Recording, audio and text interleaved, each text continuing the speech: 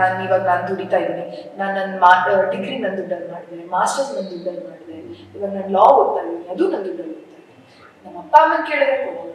ಆದ್ರೆ ನನ್ನ ದುಡ್ಡಲ್ಲಿ ನಾನು ಓದ್ಬಿಟ್ಟು ಇವಾಗ ಅವ್ರಿಗೆ ಭಾರ ಆಗೋ ಬದಲು ನನ್ನ ಇಷ್ಟ, ಓದ್ಬೇಕು ಅನ್ನೋದು ನನ್ನ ಇಷ್ಟ. ಸೊ ಹಾಗಾಗಿ ಅದಕ್ಕೆ ನಾನು ಸಪೋರ್ಟ್ ಮಾಡ್ಕೊಂಡೆ ಫೈನಾನ್ಷಿಯಲಿ, ನಾನು ಓದಿದ್ದೀನಿ.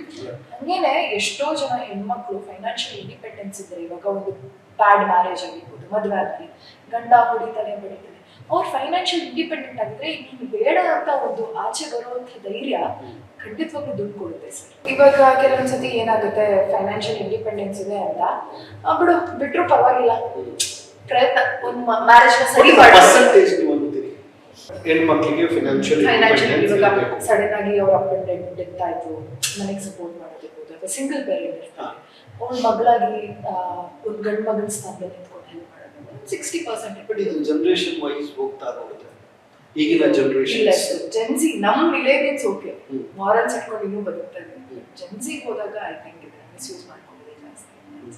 ಮಾರಲ್ಸು ಅಪ್ಪ ಅಮ್ಮ ಫಸ್ಟ್ ಮುಗಿಸ್ಬೇಕು, ಯಾವುದೇ ಮಕ್ಕಳು ಅಪ್ಬ್ರಿಂಗಿಂಗ್. ಕೆಲವೊಂದ್ಸತಿ ಏನಾಗುತ್ತೆ, ಬ್ರೋಕನ್ ಮ್ಯಾರೇಜಸ್ ಇರುತ್ತೆ, ಅಪ್ಪ ಎಲ್ಲೋ ಮಕ್ಕಳು ಹೆಂಗೆ ಹೋಗ್ಬೇಕು. ಬಟ್ ಇವಾಗ ನೋಡ್ತಿರೋ ಹಾಗೆ ನೀವು I mean I don't have to talk about this on not, please ಈಸಿಯಾಗಿ ಸಾಯಿಸ್ಬಿಟ್ಟು ಡಾಕ್ಟರ್ ಸಾಯಿಸ್ಬಿಡ್ತಾರೆ. ಸೊ ಐ ಥಿಂಕ್ ನನ್ಗೆ ಏನು ಅನ್ಸುತ್ತೆ ಅಂದರೆ, ಈ ಸೋಷಿಯಲ್ ಮೀಡಿಯಾ ಆಗಿರ್ಬೋದು ಅಥವಾ ಈ ಔಟ್ಸೋರ್ಸ್ ಮೀಡಿಯಾಸ್ ಆಗಿರ್ಬೋದು, ಒಬ್ಬ ಮನುಷ್ಯನ ಎಷ್ಟು ಮಾನಸಿಕವಾಗಿ ಈ ಥರ ಕ್ರೂಯಾಲಿಟಿ ತಳ್ಳಿಬಿಟ್ಟಿದೆ ಅಂದರೆ, ಅದಕ್ಕೆ ಮೇನ್ ರೀಸನ್ನೇ ಐ ಥಿಂಕ್ ಅವ್ರ mind set, upbringing. So I think upbringing ತುಂಬ ಚೆನ್ನಾಗಿರ್ಬೇಕು ಸರ್. ಚೆನ್ನಾಗಿಲ್ಲ ಅಂದ್ರೂ it is in your hands. ನೀವು ನಿಮ್ಮ ಲೈಫಲ್ಲಿ ಮಾರಲ್ಸ್ ಹಾಕೊಂತೀರೋ ಅಥವಾ ಮರಳು ಹಾಕೊಂಡು ಅದನ್ನ ಹಾಳು ಮಾಡ್ಕೊತೀರೋ, ಅದು ನಿಮಗೆ ಬಿಟ್ಟಿರೋದು. ಸೊ ಹಾಗಾಗಿ and there should be a purpose for everyone. I have strong word ಒಂದು ಕಮೆಂಟ್ ಮಾಡ್ತೀರಾ ನೋಡಿ.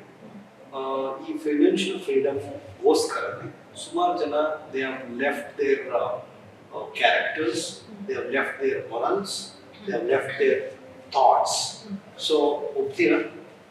ಎಸ್. ಸಿನಿಮಾ ರಂಗದಲ್ಲಿ ಒಂದು ಚಾನ್ಸ್ ಅನ್ನು ಪಡೆಯೋದು ಎಷ್ಟು ಈಸಿ? ಖಂಡಿತವಾಗ್ಲೂ ಈಸಿ ಅಲ್ಲ ಸರ್, ಎಷ್ಟು ಕಷ್ಟ? ಖಂಡಿತವಾಗ್ಲೂ ಕಷ್ಟನೂ. ಇಟ್ ಇಸ್ ಮಾಡ್ರೇಟ್ ಅಂತ ಹೇಳ್ಬೋದು ಸರ್. ನಾನು ತುಂಬ ಕ್ಲೀಶೆ ಆಗಿಲ್ಲ, ಕೆಲವೊಂದು ವಿಷಯಗಳನ್ನ ನಿಮಗೆ ಈ ಒಂದು ಮೀಡಿಯಾದಲ್ಲಿ ಹೇಳೋಕ್ಕಾಗದೇ ಇರ್ಬೋದು. ಬಟ್ ನಾನು ನಿಮಗೇನು ಹೇಳೋದಂದ್ರೆ ಸರ್, ಇವಾಗ ನಾನು ಮೀರೋರು, ನಾನು ನಿಮಗೆ ಕೋಪ ತೋರಿಸಿದ್ರೆ ನೀವೇನು ಮಾಡ್ತೀರಾ? ನೀವು ನನಗೆ ಕೋಪ ತೋರಿಸ್ತೀರಿ. ನಾನು ನಿಮಗೆ ಪ್ರೀತಿ ತೋರಿಸಿದ್ರೆ ನೀವು ನನಗೆ ಪ್ರೀತಿ ತೋರಿಸ್ತೀರಿ. ನಾನು ನನ್ನ ಬೌಂಡ್ರೀಸ್ ಹಾಕೊಂಡು ನನಗೆ ಕೆಲಸ ಮಾಡೋದು ಬಂದಿದ್ದೀನಿ, ನೀವೇನ್ ಮಾಡ್ತೀರಾ? ಹೌದಾ, okay, I respect your boundaries.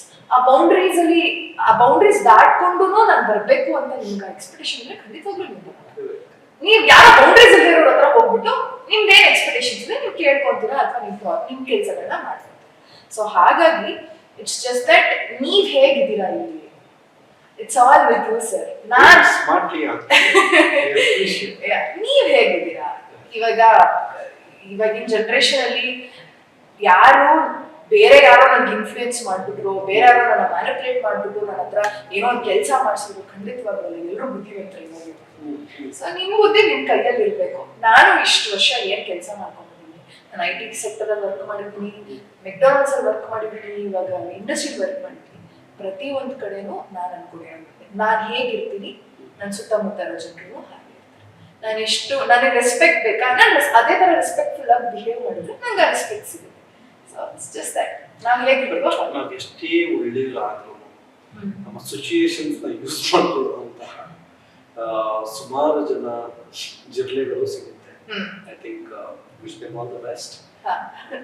ನಮ್ಮ ವಿಜಯವಾಹಿನಿ ನ್ಯೂಸ್ ಚಾನೆಲ್ನಲ್ಲಿ ಪ್ರಮೋಷನ್, ಜಾಹೀರಾತು, ಅಡ್ವರ್ಟೈಸ್ಮೆಂಟ್ ನೀಡಲು ಸಂಪರ್ಕಿಸಿ 9535808456.